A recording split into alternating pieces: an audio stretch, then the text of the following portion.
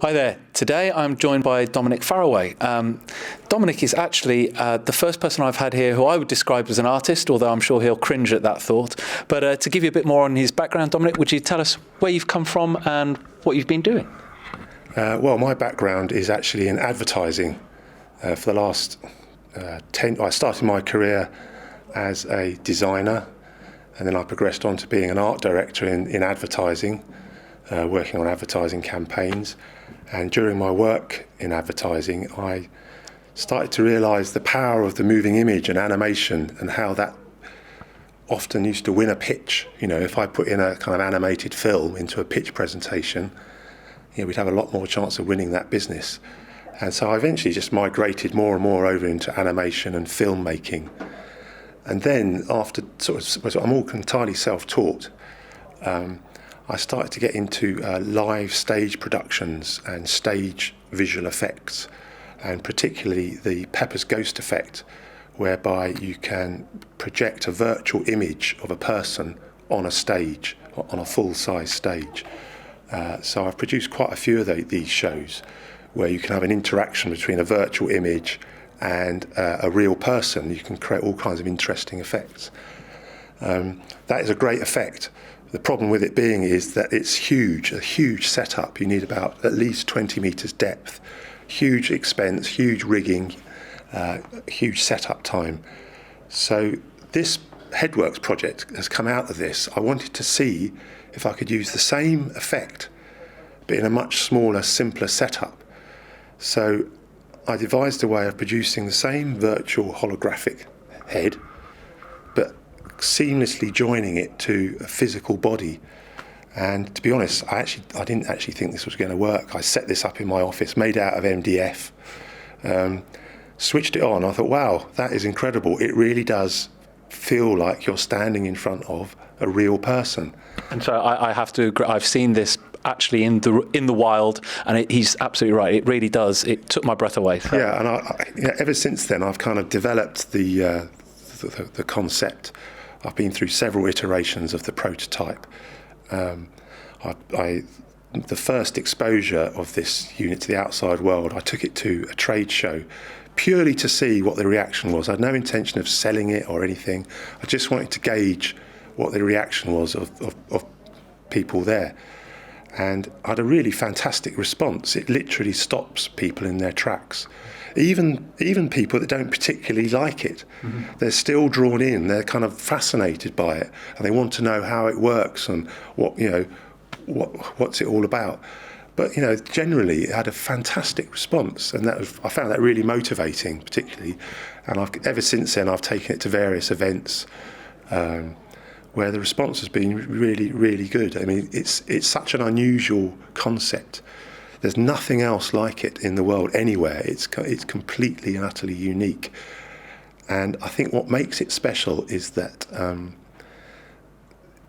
it's because the head is so realistic and so photoreal, and particularly the way the eyes always look at you wherever you're standing.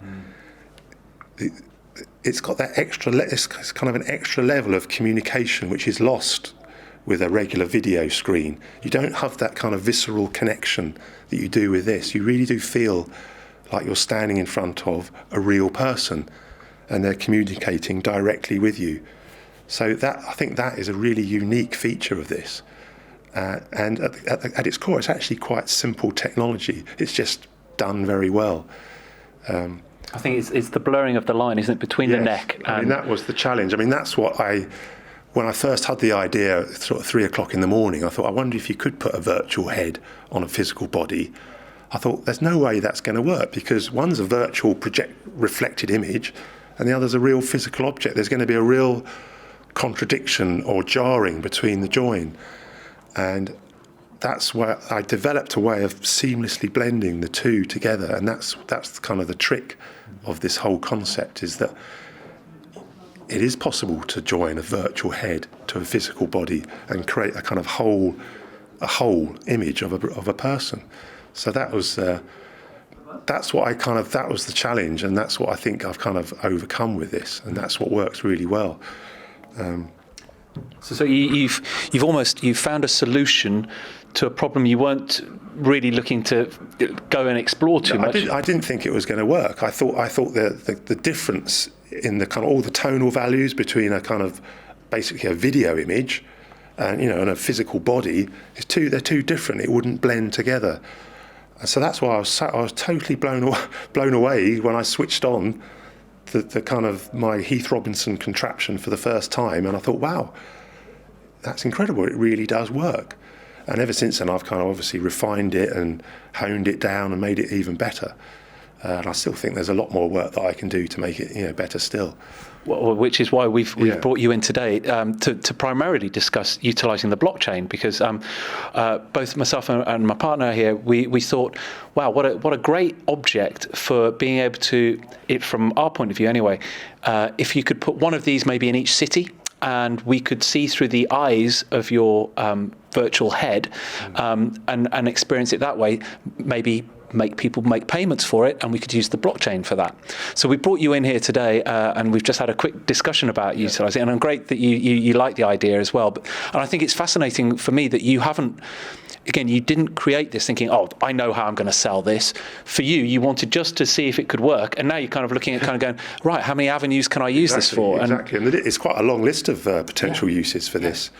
So I mean, there's all kinds of areas where it could work. I'm really interested in doing celebrity figures and kind of well-known historical characters, because I think it's that kind of feeling you get, when you're walking down the street and you see someone famous off the TV walking towards you.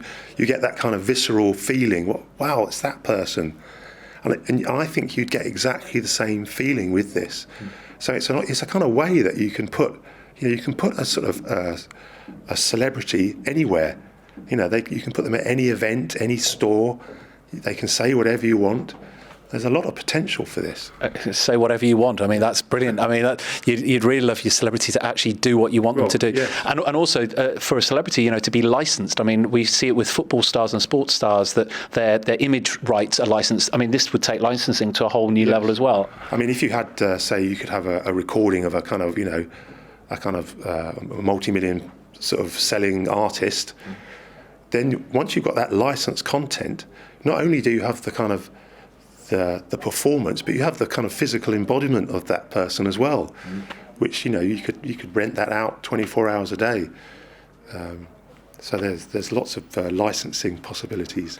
Again, this isn't too great because you guys that are watching this probably haven't actually seen the demo that we're talking about here. So just to move it on, this is your, again, I say you're an artist. You're a man who's got his shed at home, works from things from. Well, not quite. Yeah. So here you are. You're in a kind of accelerator space that's got many different companies working around. I mean, I'm assuming this isn't the sort of thing you come into very often. No, I mean, I have actually considered moving my business to one of these kinds of spaces. I mean, there's a lot of advantages to working at home. You can sort of it's a lot cheaper for starters, but it's the kind of cross-pollination which I think is really what I really kind of need. Here there seems to be an awful lot of brain power, which I think could add to this project, immensely. Well, as we've just discovered, we were talking about blockchain and then its effects with your demo, and then we were able to go and talk to somebody else who designs apps. Yeah, no, that was fantastic. Even just in a 10-minute conversation, we talked about a whole range of possibilities, and these are all the things that I've been, kind of wanting to do with it. This is the area where I want to push it. So. Great, and I think we've also been kind of using the word now eye chain. We like the idea of using these eyes that you have in your demo to be able to peer through and for people to interact with. So use the blockchain. We're going to call it eye chain from now on. Just in our conversation with ourselves, we won't market it yet quite like that. Well, the whole thing with the eyes was kind of that was another happy accident, really. It's the Mona Lisa effect, where the eye there's something about communication and eye contact, which is, the two things go very much hand in hand. And the eye contact really does it adds a lot more kind of credibility and weight to whatever the person is saying, doesn't it? So I think it's that extra kind of level of communication, which other forms of communication don't have or have lost. Other than talking to someone face to face, which is always the best way to communicate, isn't it? So this, I think, kind of taps into a bit of that. Yeah. Well, I have to agree, Dominic, and hopefully, I mean, it's your project, and maybe the use of an app on that project that we could maybe put into a hackathon or something like that to make this accelerate. Yes. And get it forward quicker. Because I really think what you've shown us is very inspiring, and I think the technology we could build around that could really make the product Absolutely a global phenomenon. Absolutely, I think, and it would be so utterly unique as well. There is nothing else like it. You could have a huge video wall. I mean, we're all familiar with these, but they don't have the same connection that this has. There's, as I say, I'm repeating myself, but as I say, there's that extra kind of veneer of that kind of one-to-one contact, which is lost with many other forms of communication. And it was in a busy trade room and by the way, the demo has no name, although it was a female, a very attractive female that I've decided to call Emily. So if you hear me saying Emily, I apologise. But Emily's eyes and mine locked immediately over a very busy room. And I think, again, a video screen wouldn't have had that effect. I've seen enough of those. But it was just that I just remember doing the double take of like, whoa, attractive woman looking at me. And she's looking at me again wherever I move. Hang on, that's not a real woman, is it? Yeah. But, I spent the next 4 hours still looking at her, and she was still looking at me by the end of the night. So I was very happy, I must say. Good for the ego. I kind of watched people looking at it. It affects people in different ways. There's some people that just have got tunnel vision and they'll kind of walk, they don't look at anything, do they? But a lot of people really are drawn to it, and they're kind of drawn into it and engaged by it. And these days, that is such a difficult thing to do.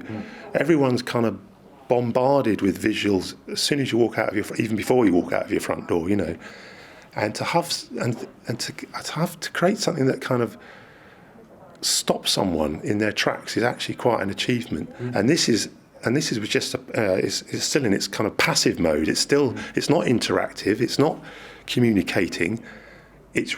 We've just created a kind of very realistic virtual human by adding in the interaction and the kind of the two-way street communication.